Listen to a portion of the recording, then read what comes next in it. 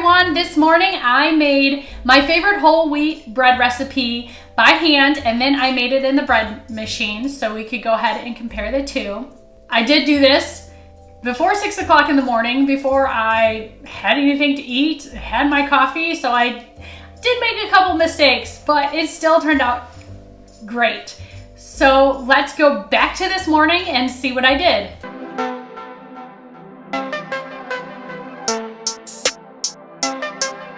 The first step is to make the Tangzhong, and excuse my pronunciation, I don't know if that's correct, but this is a method where you mix the flour and the water together and cook it before you add it to the dough, and it gives it more of a the bread more of a moist texture, a soft moist texture.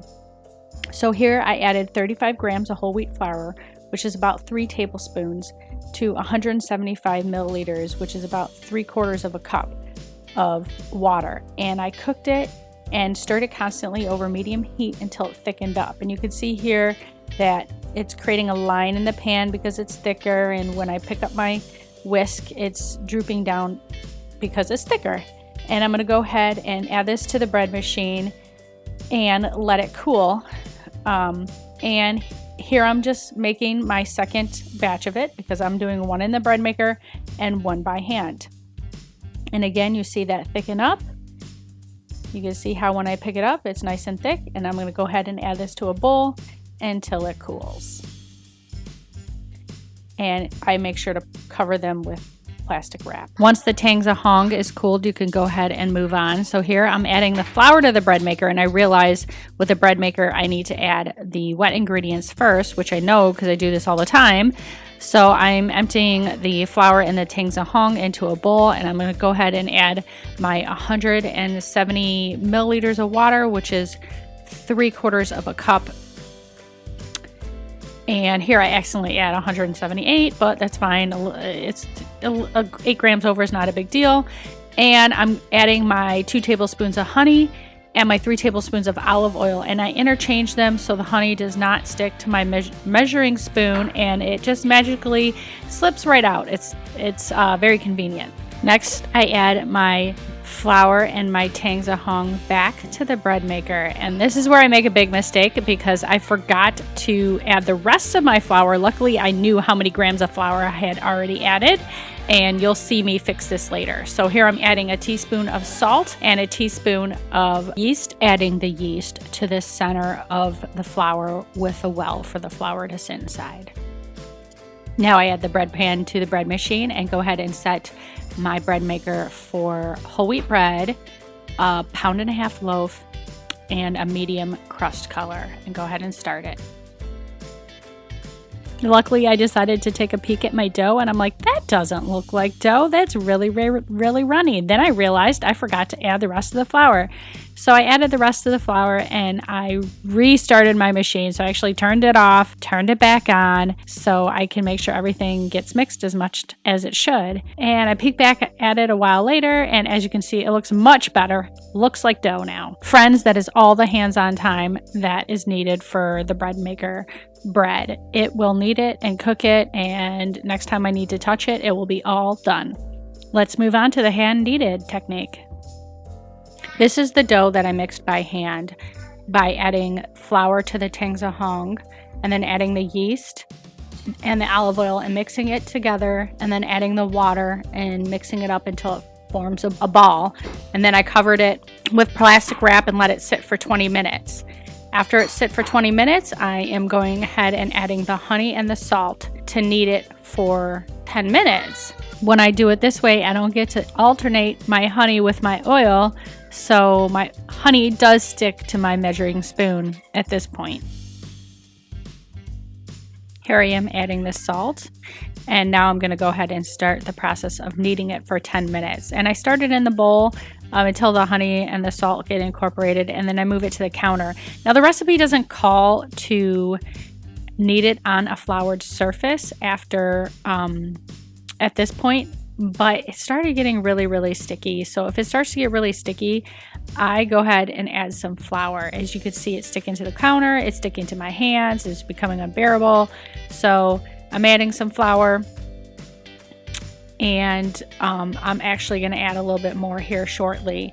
And this process says to knead it for 10 minutes or until soft and slightly sticky. Well, it was getting sticky again. It was nice and soft, so I didn't knead it for the whole 10 minutes. I probably kneaded it for about 5 minutes, I believe. And I wanted to mention, this bread is so good. My husband likes it. My kids like it.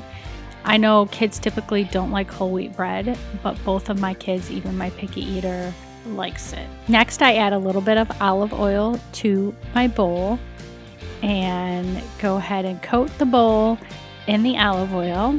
And I'm not using extra virgin, just regular olive oil, since the dough is being cooked. And I cover the dough in olive oil and cover it with plastic wrap and let it rise for 1 hour. Now it's time to flour your surface and add your dough to the floured surface. And here we're going to roll out the dough to about the size of your bread pan lengthwise. And that's why I have my bread pan out, so I can gauge how long it is and compare. And it's a little bit too long, so I'm going to go ahead and kind of squish it back together to make it fit my pan a little bit more and roll it out a little bit wider.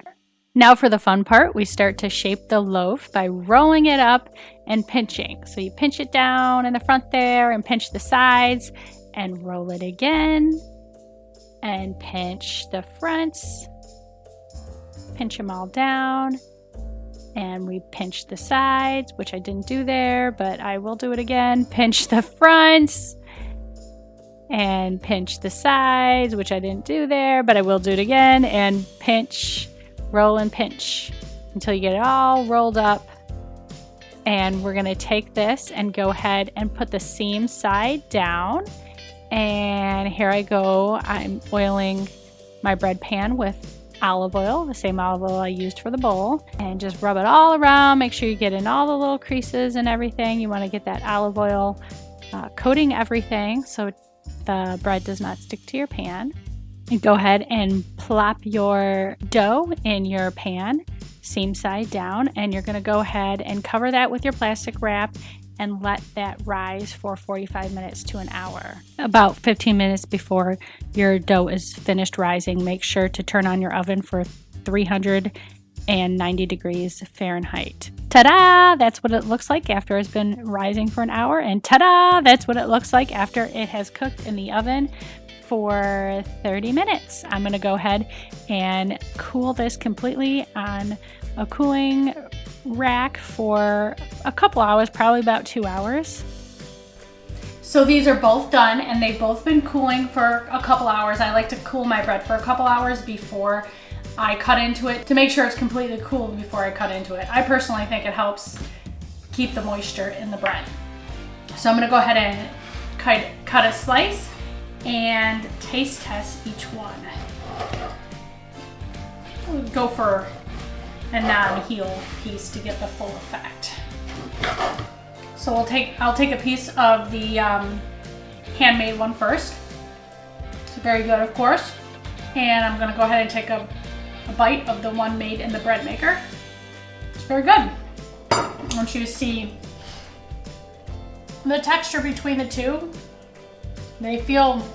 Honestly, they feel exactly the same to me. They taste exactly the same too. And honestly, it's so much easier just to throw it all in the bread maker, and it does everything. So that's how I typically make it. Just wanted to show you both ways, and they both turn out great.